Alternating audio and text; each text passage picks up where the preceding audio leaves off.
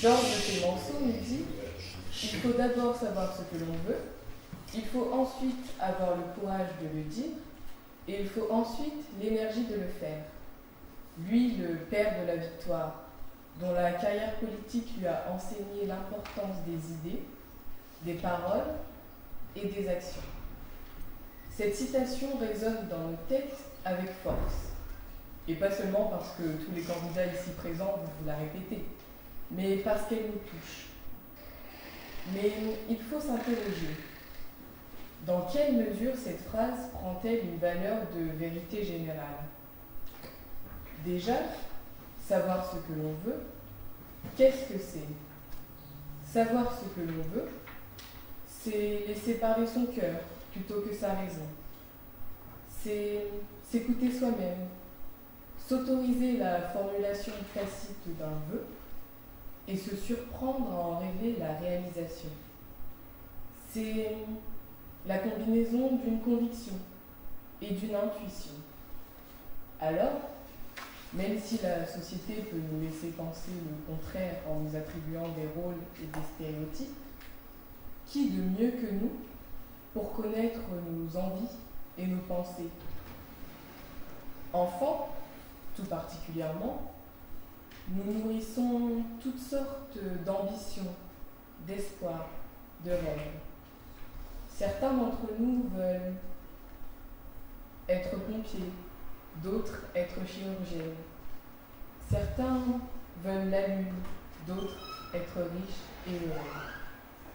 Notre imagination est alors illimitée et chacun possède ses convictions et ses désirs profonds. Cependant, rares sont les adultes qui osent formuler ces envies. Ainsi, ce à quoi vous aspiriez à l'âge de 5 ans vous paraît sûrement irréalisable maintenant, n'est-ce pas ? Je pense que plus nous grandissons, plus nous perdons de notre confiance en nous-mêmes. Nous ne voulons surtout pas nous démarquer, mais plutôt nous fondre dans la masse. En fait, nous ne croyons plus en notre potentiel de réalisation personnelle. D'ailleurs, certains, pour se réaliser, rêvent de changer le monde dans lequel ils vivent, mais, ne croyant plus en leur potentiel d'impact individuel, choisissent de se taire. Mais pourquoi faudrait-il du courage pour s'exprimer ?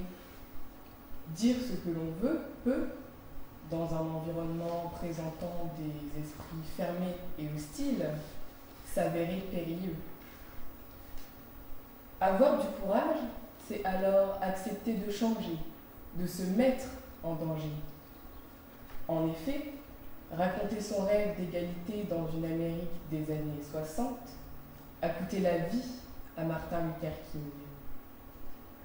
De même pour Malala Yousafzai, cette jeune Pakistanaise victime d'un attentat qui aurait pu lui être mortel, juste pour avoir mis des mots sur sa lutte contre les talibans et pour l'éducation des filles dans son pays. Nous pouvons également nous remémorer les assassinats atroces des rédacteurs de Charlie Hebdo, privés de la vie pour de simples dessins et des articles de journaux. Il semble alors que le pouvoir de la parole est incontestable, inestimable et illimité. Le pouvoir de la parole est alors égal à celui de la création. En effet, dans la cosmogonie, dès lors qu'un Dieu nomme une chose, elle se crée. Dans la religion chrétienne, par exemple, Dieu dit que la lumière soit et la lumière fut. L'expression d'une volonté peut alors être une partie de sa réalisation en elle-même.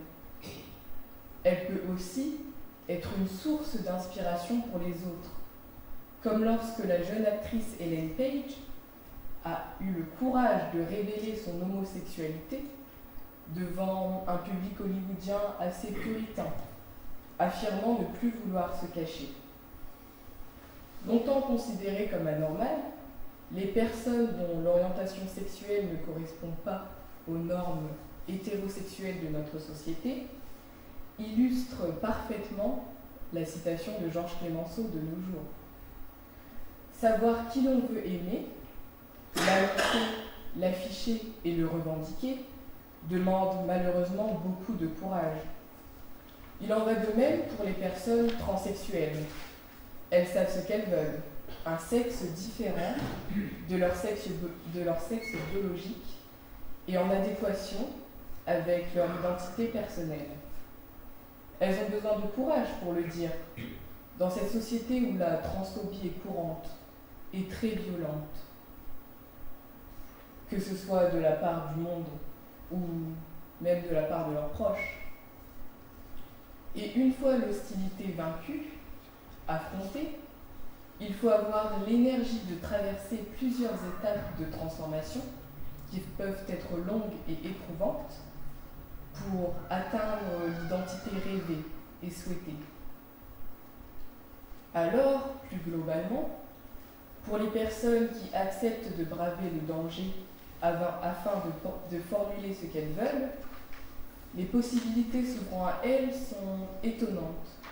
Elles peuvent changer l'ordre des choses, transgresser les limites, défier l'impossible.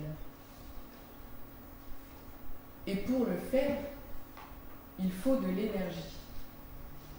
Et c'est ce qui manque, je pense, aux grandes idées révolutionnaires et nouvelles que ma génération a le courage de dire, mais pas forcément de concrétiser. Rester derrière son écran d'ordinateur ou de téléphone portable demande beaucoup moins d'efforts que de s'engager comme bénévole dans une association ou d'agir pour la réalisation de cette idée, justement.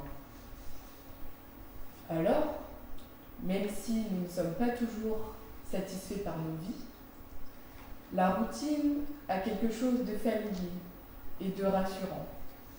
Pour la briser et pour pouvoir réaliser nos rêves, l'énergie nécessaire peut se puiser dans nos valeurs personnelles, comme celles qui ont inspiré le combat dynamique de Nelson Mandela pour le respect et pour la paix, mais qui l'ont conduit pendant 25 ans en prison. Mais c'est comme cela que naît le progrès. L'histoire regorge d'hommes et de femmes qui ont eu le courage de savoir ce qu'ils voulaient, de le dire, et l'énergie de le faire.